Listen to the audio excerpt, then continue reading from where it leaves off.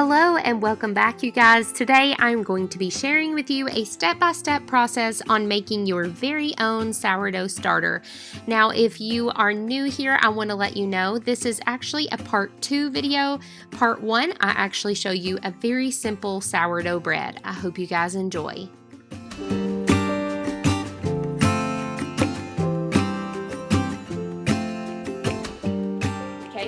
So like I said, I'm going to walk you through the steps on how I started my sourdough starter.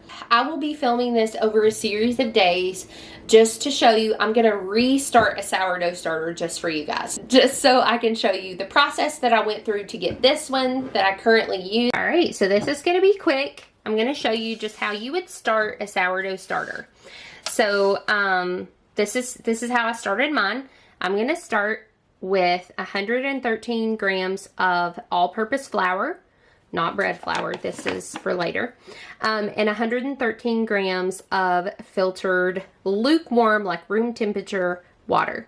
Okay, and so that is day 1 step. Okay, now I am using this big bowl right here. I also use I have used like a big quart size mason jar. You don't want to use a pint size, that's too small. You'll have starter coming out the top once it activates. But I also currently keep my starter in like a big gallon size jar, which I will link below, and that's what I prefer. But for this video, I'm just going to show you how I start it by starting here. So I have my scale zeroed out. Okay, and I'm gonna, like I said, put 113 grams in there of water and flour. Now, I want to say there are lots of different starter recipes floating around out there. Lots of ways that you can start them. You can do them the way I am with a more precise measurement. You can do half a cup of flour, half a cup of water. You can do the ones with whole wheat flour. However, for me, I have tried all of those different methods, and measuring more precisely in the beginning has given me a better outcome at a quicker rate. So that's why I'm sharing this starter with you today. The exact measurement, like I said, has just worked better for me. But you want to make sure that all of the flour has been saturated with water to some degree. Okay? And at this point, once I get to this point, I'm going to cover it with a bread cloth, like a bread towel, and let it sit until tomorrow, and then I'll show you what to do. Okay, my dishwasher is going in the background, so sorry for the noise. So this is after day 1. This is what my potential starter looks like. You can see I actually have just a few bubbles in there. It is not ready. It is nowhere close to being ready. So we're going to feed this sucker. Now what you're going to do when you feed on day 2 and from here on out is you're going to take half of this out and just throw it away. Okay, so I'm just going to scoop half out. It doesn't have to be exact. I'm just going to grab a measuring cup and scoop what I think is half. So once you scoop this out, then you are going to now add half a cup of all-purpose flour and 1/4 of a cup of water. All right, it's day 3. Look at all the bubbles. Yay, that is a great sign. It means we are catching some yeast. We are fermenting. There is a smell in mine at this point. And so I'm just going to do the same thing that I did yesterday. So I realized when I was editing this, I forgot to film day 4, but this is day 5.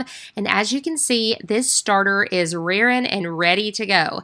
Now, it doesn't always take as little as 5 days. Sometimes it can take a little longer, but as you can see, it's nice and risen. There's lots of bubbles. It's super stretchy. You can drop it in some water also and see if it floats, and that is a way to tell if it's ready to bake with. So I do want to share with you my favorite book. I mentioned in my first video I did, if you missed that, it was just a simple loaf of bread that I make that is a recipe off of the Clever Carrot website. So Emily is actually the owner of that website. Clever Carrot is her website, and this is her book, Artisan Sourdough Made Simple. This book is absolutely amazing. I will link it down below for you guys, but it is so good. It is so simple. I love the way that she breaks things down, and I highly, highly recommend this book. Her sandwich loaf bread in here, I make a honey wheat bread that's in here, and it legit is like the best. This is actually it right here. So this is the honey wheat sandwich bread. Look at that. It is so good, and it is perfect for making sandwiches. It slices up perfectly, and so yes, I highly recommend this book. It has some of the best bread recipes that I have ever made. So, and actually, did I just pass it?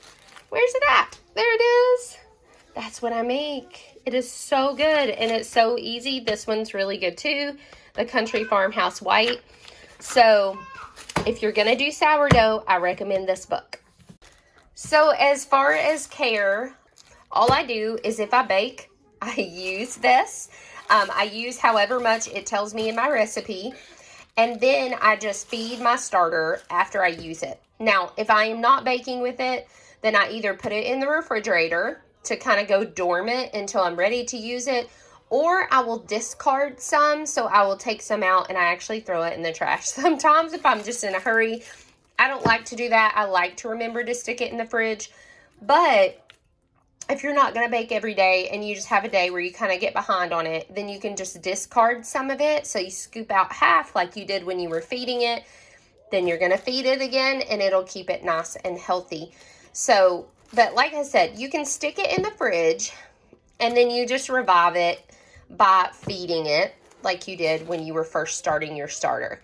So I hope that that's helpful for you guys. It's not super finicky. As long as you stay on top of it and get it going, once you get it going, it's a lot easier to keep. So I've actually had days where I forgot to feed my starter and it got overripe. You can smell when it gets overripe. It's like super fermented smelling, but it was no big deal. I just discarded some and fed it, and it was good and ready to go. So it's not like super finicky once it gets started. Once you get there, you're good to go. So I hope that this video was helpful. Let me know down in the comments if you end up trying this and how it goes. Mine took 5 days to get started, but the first one that I did actually took like 7 days. So you just kind of have to watch it. It depends on the temperatures in your house and things like that, and whether or not it like catches to ferment and stuff like that. So, that is just a simple way on how to start your own sourdough starter.